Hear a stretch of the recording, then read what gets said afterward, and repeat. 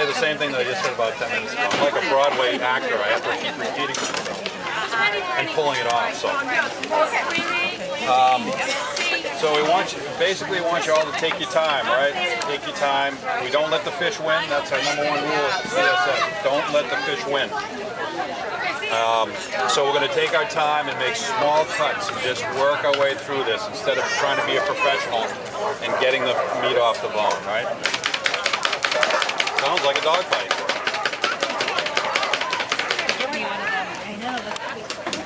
It's all good.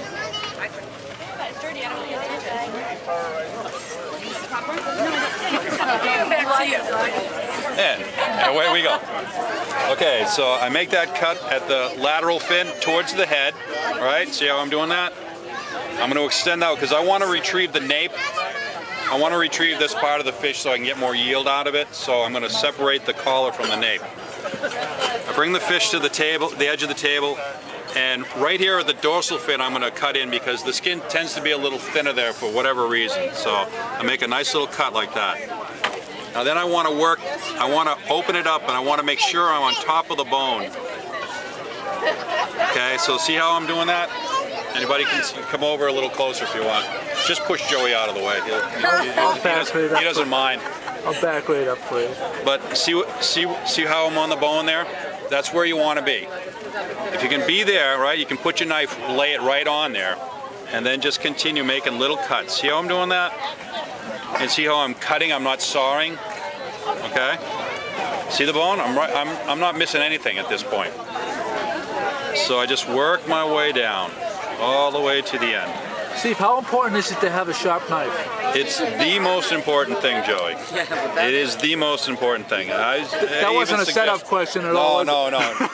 If I would actually say if you don't have a sharp knife, that you shouldn't attempt this because you should go to the store or you should cook it whole or prepare it in another way. Steak it. Steaking is a good way. So, Joe, do you remember during the holidays, mostly 99% of the Italian families, what do we have? The salted cod. The bacalao. Portuguese and Italian called bacalao, the salted cod. What they do is they cut the head, leave the bone in, skin on, and now we all salt it ourselves instead of having imported. Right. Local fish, salt it yourself, sea salt, phenomenal. We all get it. Now they start preparing for it, they salt it. And if you go in the basements, instead of now seeing our laundry hung up, you see salted salt. How do you do that though? How do you salt it? He'll cut it in half, leave the bone in, you leave the skin, and you put it in, we put it in trays, and we put it with the pickle and salt or sea salt. Yeah, you kind of butterfly it. Yeah, you butterfly it, and we press on it, and we layer it, and you leave it that when it gets absorbed. Yes, when it gets absorbed, then we hang them to let it dry. Fish after fish, but you really got to pack it in the salt. It has to be completely covered in salt. You leave that, drain it. We leave it. This is a process that takes us about 3 months to get a good cultured. So we start really in September, so we have it for the holidays. All right, I'm gonna keep. I gotta get ahead of filleting because. All right, I'm gonna try to retrieve this head meat. So I came up this direction. Now I'm just gonna open it up. See how I'm taking my time? I'm just pushing it open with my fingers. I'm not grabbing it. You're going past the backbone? I'm sorry? You're going past the backbone? The backbone's the bone's right here. Yeah. I'm on top of the backbone. I mean, I'm gonna glide up the nape bone. Okay? Yeah, this is the spinal cord here. I'm gonna work my way around that.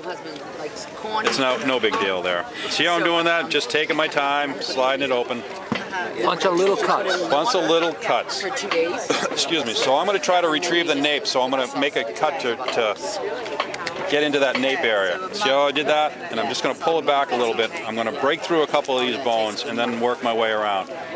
And I'm going to take the bone out a little later.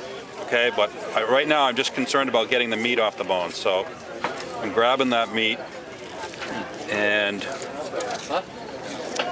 there we go. I have the nape. Now see all that extra meat I got off by doing that? Yep. Okay. And then later on, I'm gonna take the skin off, and then I'm gonna V the bone out. So you'll have a boneless fillet, but you'll have all that extra meat. So now I'm gonna do the other side, very similar to the haddock, but I'm gonna separate that collar, come in down here, because it's flat on the table. It's a lot easier now because it's flat on the table, and do that same thing. I want to make sure I'm on the bone, and then just take those cuts. See how I'm doing that? See my knife movement? I'm not sawing, I'm slicing. And I'm just taking that fish right off the bone. Nice and easy. And you don't have to do it all in one cut. A lot of people make that mistake, don't they, Steve? Right, they don't. You don't have to. That's why I always start these demos by saying that you're not getting paid to do this. You know, you don't need to prove to anybody. You're not getting paid by the piece, you're not getting paid by the hour, so you can take your time. If it takes you 30 cuts to get it off the bone, it takes you 30 cuts. Who cares? Because you can always say you did it in 3 later on, right? It doesn't matter. All right. It's like, you know, when you go fishing, you said you caught a big fish. The big one, right. All right, so I'm going to try, like, again, I want to get that Here's one nape, of our local so fishermen, Steve. Hi, Enzo. I'm going to break through a couple of those bones. And Enzo's a fisherman. He can. Hey, Enzo, how you doing? We have one of our Thank you. local fishermen here. And see how I'm This just is Enzo Russo, sliding owns the around, Miss Trish. just sliding that bone off. And I got sloppy here because I don't know why. Excited Enzo I got was excited Enzo was there.